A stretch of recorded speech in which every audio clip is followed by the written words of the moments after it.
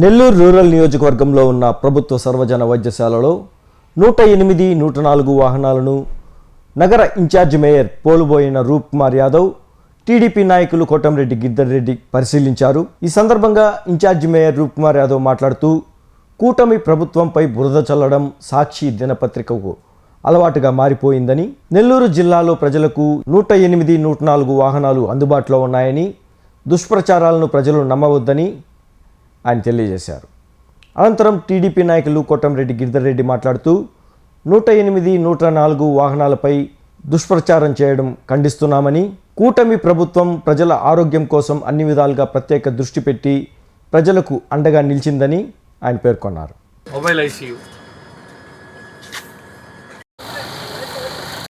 ఇది monitor sir, అది దీంట్లో బీపీ, పల్స్, ప్రాణాపాయ స్థితిలో ఉన్నప్పుడు ఈ వెంటనే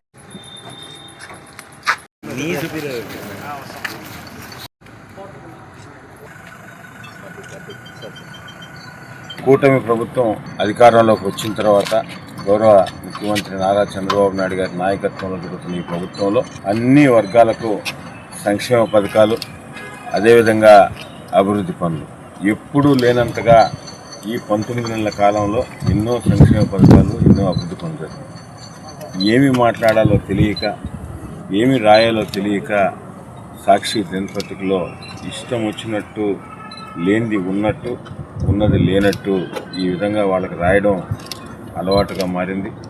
దానిలో భాగంగానే ఇటీవల ఈ అంబులెన్సుల మీద ఒక విష ప్రచారం, అంటే దిగజారిపోయినారు. దేని మీద రాయాలో, దేని మీద రాయకూడదో, కొన్ని ప్రజలకు సెంటిమెంట్తో కూడుకుని ప్రజల ఆరోగ్యానికి సంబంధించింది అటువంటి వాటి గురించి విష ప్రచారం చేయడం చాలా బాధాకరం. అటువంటివి చేయడం వారికే చెల్లుతుంది.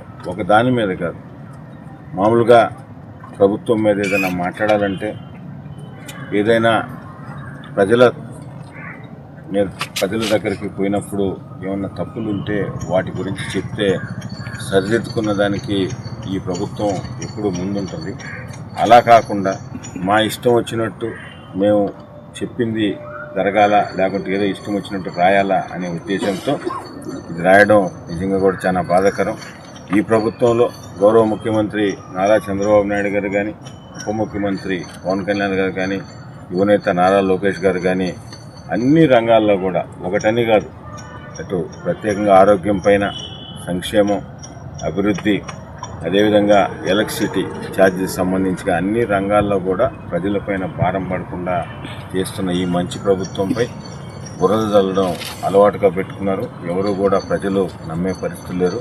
ప్రత్యేకంగా ఈరోజు అంబులెన్సుల పైన గౌరవ మేయర్ రూప్ కుమార్ యాదవ్ గారితో, ఇన్ఛార్జ్ మేయర్ రూప్ కుమార్ యాదవ్తో, స్థానిక కార్పొరేటర్ నాయకులందరితో కూడా కలిసి కూడా ప్రత్యక్షంగా ఒకసారి మీడియా ప్రతినిధులకి చూపిద్దాం సమక్షంలో, ఎందుకంటే మీ ద్వారా ప్రజలకు తెలియాలనే ఒక ఉద్దేశంతో ఈ కార్యక్రమాన్ని తీసుకున్నాం. వాస్తవాలన్నీ కూడా మీరు కూడా చూశారు.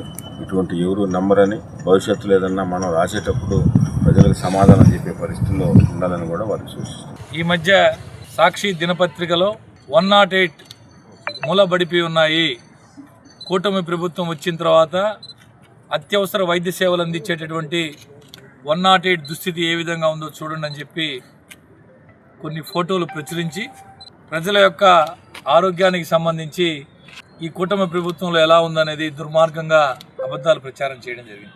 అందుకు సంబంధించి ఈరోజు నెల్లూరు నగరంలో గవర్నమెంట్ జనరల్ హాస్పిటల్కి పెద్దలు తెలుగుదేశం పార్టీ రాష్ట్ర నాయకులు కోటంరెడ్డి గిద్దర్ రెడ్డి గారు, ఇతర కార్పొరేటర్లు, స్థానిక నాయకులు అందరూ మీడియా ప్రతినిధులను తీసుకొచ్చి అసలు ఏం జరుగుతుందనేది స్వయంగా చూపించడం జరిగింది. ఏదైతే 5 లక్షల కిలోమీటర్ల పైన తిరిగి రిపేర్కి పనికిరానటువంటి ఇర్రిపేరబుల్ వెహికల్స్, అవి ఈ ప్రభుత్వం వచ్చిన తర్వాత కాదు, గత ప్రభుత్వంలోనే మూల పడేసినటువంటి వెహికల్స్ దాదాపు నెల్లూరులో 19 వెహికల్స్ ఉన్నాయి, మీరే చూశారు.